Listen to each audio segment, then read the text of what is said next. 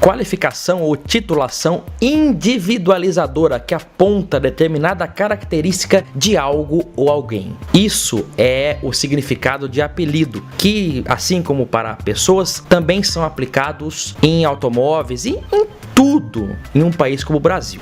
Muitos apelidos curiosos nós vamos conhecer hoje.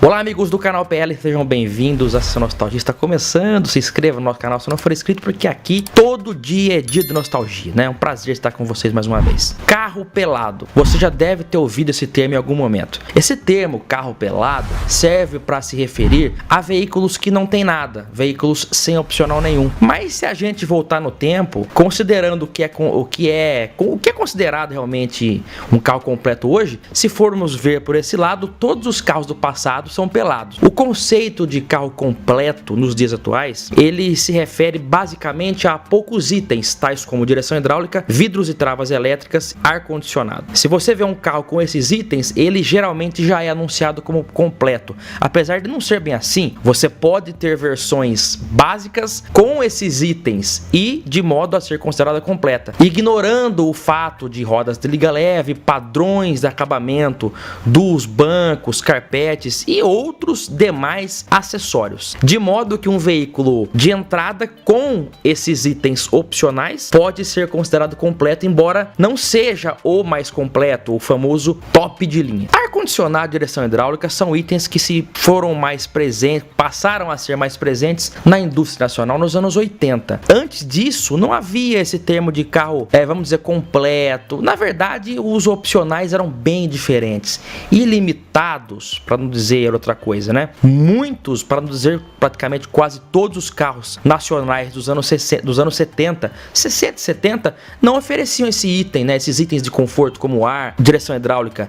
Somente carros como o Opala, em algumas versões mais completas, o Ford Galaxy, os veículos da linha Dodge, e da segunda metade dos anos 70 para frente, esses itens começaram a ser opcionais em alguns modelos a mais abaixo, como o Passat, por exemplo. Esse termo carro pelado, ele se refere mais a veículos populares, os chamados populares, que chegaram no Brasil nos anos 90.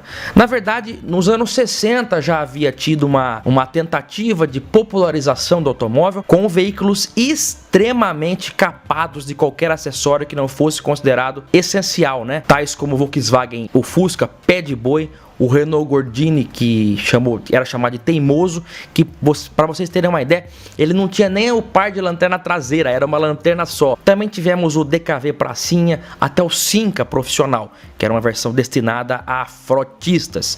Mas os carros populares chegaram nos anos 90 com Gol 1000, Chevette Júnior, uma tentativa ali desesperada, não desesperada, mas um improviso da GM até a chegada do Corsa, o Escort, Hobby e Uno 1000. Esse sim, eu acho que foi um dos mais bem sucedidos. E daí foi depois disso que esse termo carro pelado começou a se popularizar. Olha, esse carro aqui é pelado, não tem nada, não tem ar. Até porque nos anos 90 realmente começou a popularização desses itens de conforto, como ar-condicionado e direção hidráulica. Pois é, meus amigos, a literatura automotiva não para mesmo, né? Olha, conceito de frente alta. Vários carros nacionais têm aquele famoso apelido. Esse aí é o frente alta. Começando pela linha Variant, em 1972 eles ganharam uma nova frente, baseada nos modelos alemães, que, aliás, abri um parênteses aqui, os brasileiros ficaram muito mais bonitos que os alemães, né? E essas frentes aí ficaram conhecidas como frente baixa ou até cabeça de bagre. Logo, a anterior ganhou o apelido de frente alta. Vários outros carros também ganharam o apelido de frente alta, como o próprio Fiat Uno também nos anos 90, quando chegou aquela frente de perfil baixo. O modelo com a frente alta continuou sendo produzido como o modelo Mille e ele passou a ser conhecido como frente alta, né? Até o próprio Gol realmente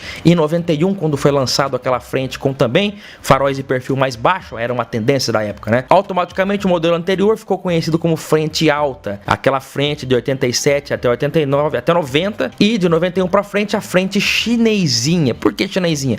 Por causa dos faróis mais finos. Aliás, cabe outro parênteses aqui, muita gente não sabe, mas a Saveiro, junto com os demais Gol, Paraty, Voyage, foi restilizada em 91 com a frente ali conhecida como chinesinha, mas a Saveiro em 91 ainda usava para-choques de ferro. Sim, aqueles mesmos lá desde o Gol refrigerado a ar, mas sem as setas embutidas. A Saveiro sempre usou para-choque de ferro desde o seu lançamento em 82, 83 até 91, quando foi lançada a chinesinha. Só em 92 realmente que o para-choque do Gol, o dianteiro, foi adotado na Saveiro. Mas acontece que essa de 87 até 91, a maioria, mais de 90%, tiveram os para-choques trocados, né? Porque fica mais bonito, mais moderno. Sofreram essa atualização. Logo, é difícil e muitas pessoas até pensam que não existe Saveiro dessa época com para-choque de ferro, ou quando vê, pensa até que é uma adaptação, mas não é. A Saveiro até 91 tem para-choque de ferro, mesmo sendo chinesinho. Chevrolet Opala, que a partir de 85, a versão mais completa, que era o Diplomata, ganhava uma nova frente. Na verdade, não era uma nova frente, era um novo conjunto óptico frontal, que acomodava os faróis de milha juntamente ao farol, né, ao lado ali. Tem diferença, na verdade, né, os faróis que ficam abaixo do para-choque são considerados faróis de neblina. Os faróis que ficam acima são considerados faróis de milha. O Escort R3, por exemplo, o Gol GT, possuía um farol de neblina e farol de milha. O Opala trazia então o farol de milha ao lado e com um friso contornando, né? Essa frente é ame ou odeie, eu particularmente gosto, mas tem gente que não gosta. Na linha 88, os faróis foram novamente remodelados, ficando um pouco mais parecido com o Monza, mas tem muita gente que gosta dessa frente, que acabou ganhando o apelido de frente de óculos, né? Ou até o Dante lá de Campinas, ou aquele colega meu que vende veículos, frente de bandido, né? Mas essa frente realmente trazia o farol de milha ao lado do farol normal, e até o Santana também acabou entrando nessa onda aí e passou a usar a partir de 87 o farol de milha ao lado do farol comum. Isso era uma característica muito comum de veículos mais completos nessa época. Vamos agora para a Volkswagen novamente, porque o Gol, quando foi lançada a nova geração dele, né, finalmente, em 1994, já como 95, ele era uma revolução realmente, porque o Gol desde 80, apesar de ter sofrido restilização em 87, em 91, era o mesmo carro, né, visivelmente, né, apenas com leves restilizações. Em 94 para 95 não, já era um novo carro realmente, uma outra pegada, e por causa do seu visual arredondado, ele acabou ganhando o apelido de Gol Bola. Foi nessa época que o Gol quadrado, que até aquele momento não era Gol quadrado, era só Gol, porque não tinha outro Gol, né? Era só Gol. Ele passou a ser conhecido a partir ali como Gol Antigo ou Gol Bola, até porque o Gol 1000 na carroceria quadrada foi produzido até 96. Então ele era tratado ali internamente como Gol Antigo, e depois como Gol Quadrado. Isso também aconteceu com o Gol G4, né? Mesmo com o lançamento do Gol geração 5 em 2008, o geração 4 continuou sendo vendido como modelo de entrada até 2013, né? E ali ele ganhou o apelido de G4 mesmo, né? G2, G3, G4, e o Gol Quadrado passou a ser quadrado a partir dali. Quadrado por motivos óbvios, e o Bolinha também. Bolinha e quadrado.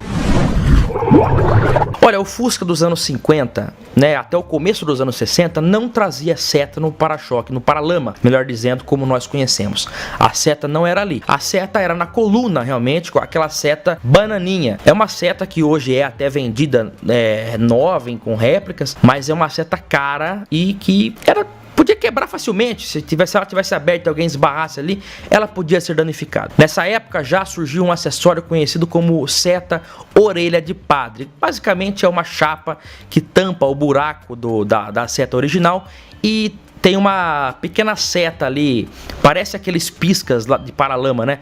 Que faz às vezes ali como seta. Até tem gente hoje em dia replicando essa peça, porque é uma peça, no meu ver, aparentemente de fácil fabricação. E ela substitui a seta original, conhecida como bananinha, e ganhou o apelido orelha de padre. Não é o único item de Fusca que também tem esse apelido de orelha, né? A partir de 74, o Fusca ganhou uma entrada de ventilação na coluna traseira lateral. aquela entrada de ar com um formato característico parecendo uma orelha também ganhou o apelido de entrada de ar orelhinha, orelha de padre também, a partir de 74 só, né? Os anos 70 o Fusca teve modificações mais profundas do que dos anos 60 e em 73, um ano antes da orelhinha ser implementada, os paralamas dianteiros também foram renovados, né? Os paralamas dianteiros tiveram os faróis novos acrescentados. O formato do paralama também mudou naquela parte de farol, né? O farol antigo não serve nele. Esse farol de lente de superfície mais reta trazia uma lente levemente abaulada. Esses modelos 73 foram a partir dali o paralama do Fusca não mudou mais. Os anteriores ficaram conhecidos como olho de boi por causa daquela lente mais pretumberante, mais abaulada. E também tinha aquele acessório paralelo, aquele farol paralelo que era conhecido como tremendão, que aparentemente não tem nenhuma associação com o cantor Erasmo Carlos. Eu até fiz um vídeo sobre o Erasmo Carlos que está na nossa playlist, mas pelo que nós apuramos não tem nada a ver. Mas é da mesma época esse acessório tremendão, que na época todo mundo queria, né? Até porque com faróis Silibin ele iluminava melhor que o original. Hoje é uma tendência que se inverteu. Hoje o pessoal tira o tremendão e volta o original, conhecido como olho de boi. Vocês notam como a indústria, né, de automóveis realmente tem apelidos característicos à la brasileira. E estão falando da lanterna traseira. Também nos anos 70 foi quando foi introduzido no modelo 1500 a lanterna conhecida. Essa daí realmente tem vários apelidos, né? Pata de cavalo, capelinha, lanterna do 1500. Essa lanterna depois foi acrescentada ao 1300L e ao 1600S, 1600 também. No ano de 79 chegava aquela lanterna maior ainda, né, que vinha lá dos modelos alemães. Essa daí ficou conhecida como Fafá de Belém, por causa da cantora Fafá de Belém, sempre bela, maravilhosa, que possuía um busto farto realmente, né, dizendo o português aí mais educado possível. E por essa razão fez-se essa associação e o Fusca ficou marcado a partir dali, esses dos anos 80, como Fusca Fafá. Realmente é um apelido que hoje é conhecido nacionalmente. Agora, outro nome que me vem em mente também, né? Eu falei de frente alta, como eu disse, vários modelos nacionais tiveram esse apelido de frente alta. O Fiat 147 também, quando chegou aquela frente modelo Europa. O modelo anterior ficou até sendo produzido como modelo standard mais um tempo, junto com a picape, e depois toda a linha foi padronizada com a frente Europa. Mas daí a frente antiga passou a ser conhecida como frente alta. E nome de animal, nome de espécies até marinhas, Chevette Tubarão. Ficou conhecido assim depois de 78, quando o Chevette também foi remodelado com uma frente mais inspirada no Chevette americano, parecendo ali um Pontiac, né, quando você olha